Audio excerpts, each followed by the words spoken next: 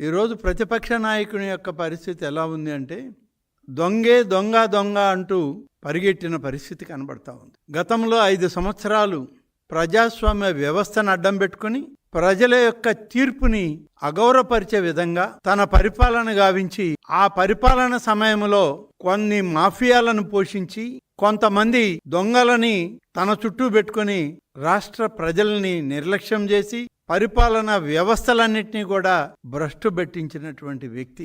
దొంగ చేతికే తాళాలిస్తే ఏమవుద్దో అది 5 సంవత్సరాల కాలం ఈ రాష్ట్ర ప్రజలు ఒక దిగజారిన వ్యవస్థలో, నైతికంగా పతనమైనటువంటి వ్యవస్థలో వాళ్ళు బ్రతుకు జీవుడా అని చెప్పి ఉన్నటువంటి పరిస్థితులను గమనించాం. తిరుమల తిరుపతి దేవస్థానానికి సంబంధించి ఏ ఒక్క వ్యవస్థను కూడా మనుగడలోకి రానియని పరిస్థితి. తన బంధువులను, తనకు అత్యంత ఆప్తులను ఇవాళ ప్రపంచ ప్రఖ్యాతిగాంచినటువంటి తిరుమల తిరుపతి దేవస్థానానికి అధిపతులుగా పెట్టి నువ్వు చేసినటువంటి దుర్మార్గం అంతా ఇంత కాదు.